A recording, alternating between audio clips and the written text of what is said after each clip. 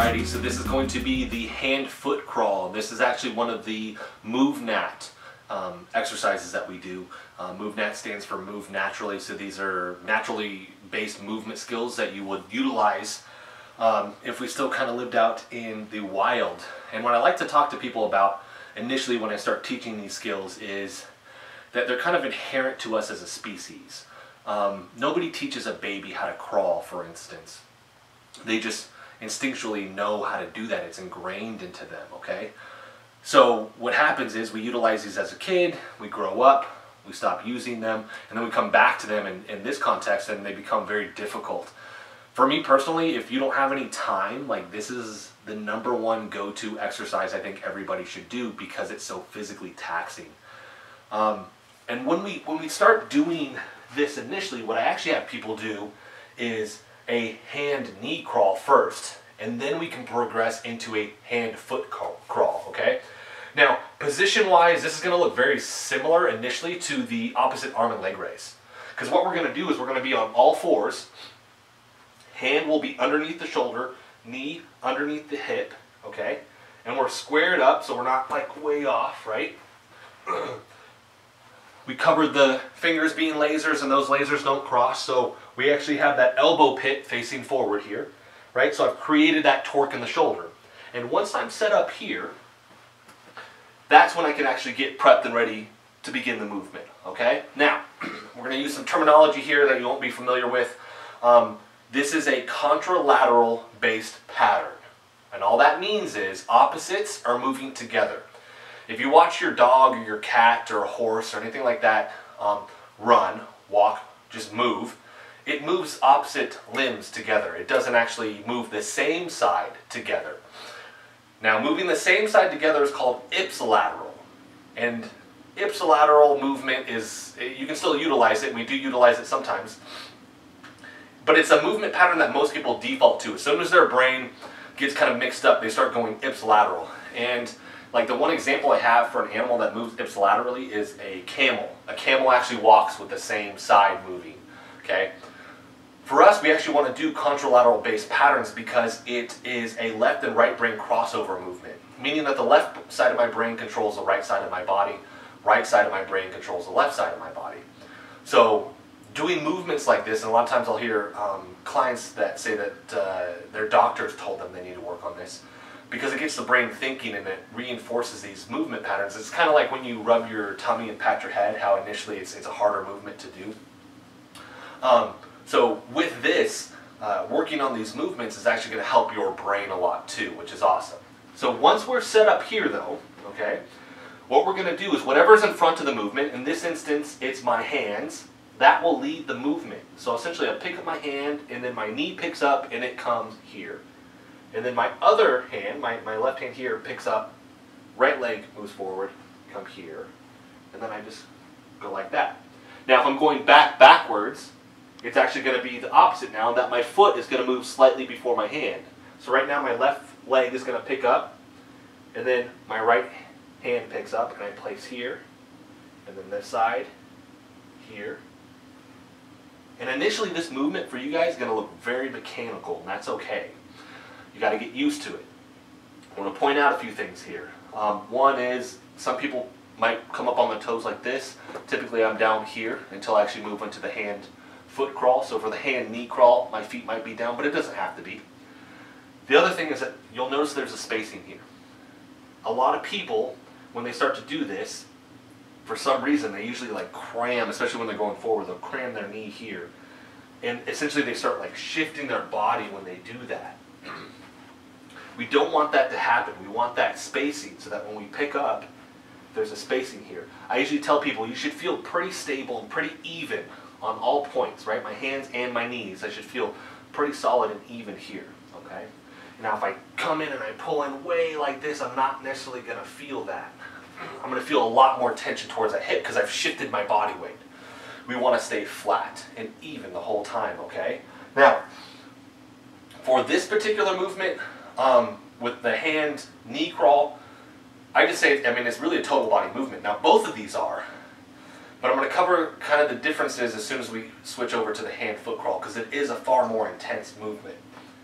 A lot of times when you're going to mess up though on either one of these, it's going to be going backwards. You'll typically default into an ipsilateral pattern as soon as you start going backwards. As soon as you start going back, your brain gets confused and it wants to default into that ipsilateral pattern. As soon as you do that, okay, as soon as you start going like this, stop, reset the movement, right, wherever you're at, and then we can pick up and we can continue, okay?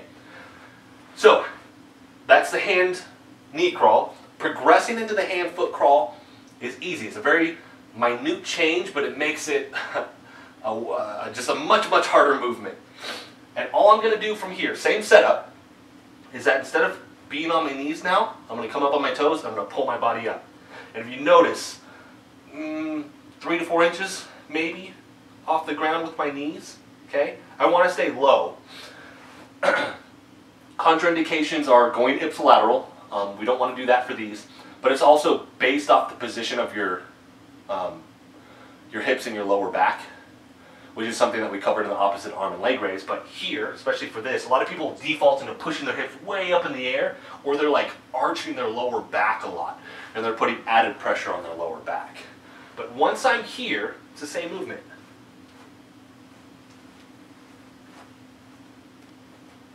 Trying to stay even, right? You should feel that distribution of the weight.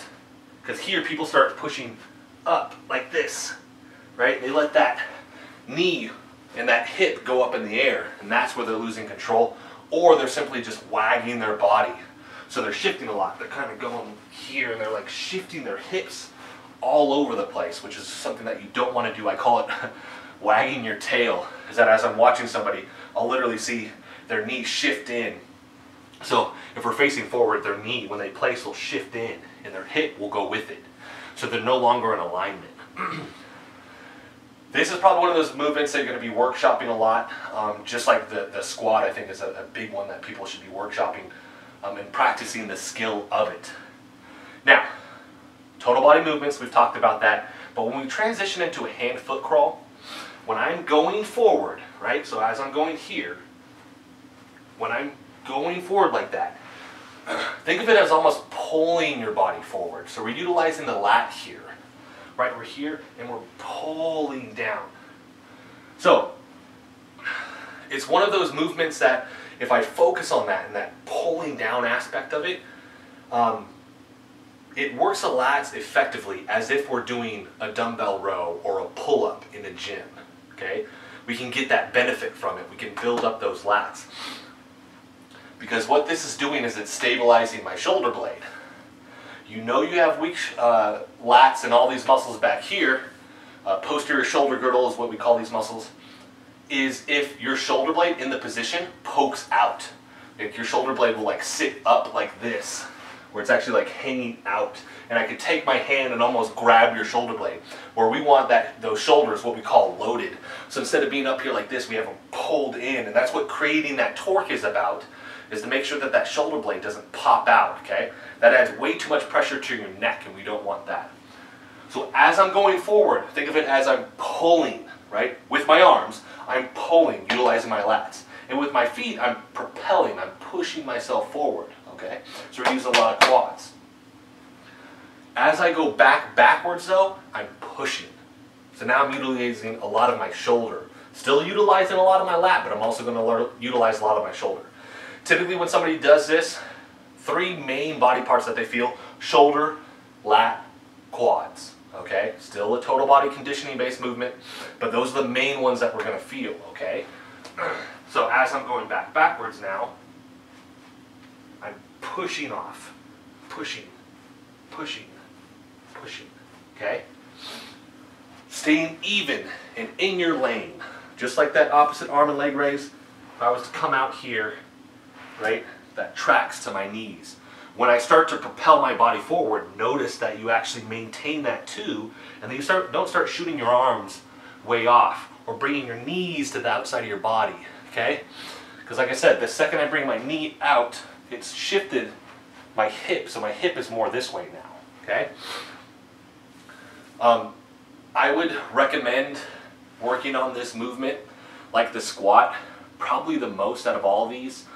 Just because is an insanely taxing exercise, and there's just a lot of skill required with this one.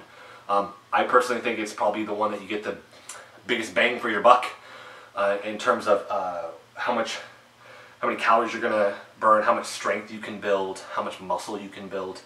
And you don't need that much distance. I tell people, if you're in a hotel and you don't have any room, like just get down on the ground. If you have 10 feet, crawl forward and backward as many times as you can, right? And put a time on it. I'm gonna do 5 minutes of crawls, and I'll take a break, and then I'll come back, do 5 minutes of crawls. That's it, you're good. But like I said, work on the skill of it. With this, when you do progress into a hand-foot crawl, your body's going to give out and you'll need to take breaks. So as soon as that form starts to break down, either switch and default into a hand-knee crawl or take a break. I do that. I'll be going and we'll have a set distance and I can't make it. I'll go and I'll push myself as far as I can. As soon as my form starts breaking down, boom, I'll just come down here and I'll pause for a second, or here, pause for a second, and then I'll pick myself back up and I'll keep going, okay? So this has been the hand-knee / hand-foot crawl. Watch out for those contraindications on this, and make sure that you're practicing on the skill of it. And I'm going to do a little bonus thing right now for you, and that is, typically people call these bear crawls, okay? And that's actually kind of been misnamed, and the reason for that is basically they do them in like boot camps and stuff like that. We call this in the MoveNat system a hand-foot crawl or hand-knee crawl. Boot camp calls it a bear crawl. If you look into what's called animal flow, which is more like natural-based flow type movements, they call a bear crawl, or basically the exercise that is called a bear crawl is actually slightly different. And that's why in the MoveNat system, when we see people doing what they call, they're trying to do a hand-foot crawl, but they're actually doing a bear crawl. We'll call that a bear crawl also, which is this movement, except I'm going to push my hips way up like this, okay? And then it's the same contralateral based movement. It's just, for this, I want my hips straight up in the air, and I'm actually trying to push them straight up in the air. Where somebody that's in a boot camp mountain climber is kind of like this,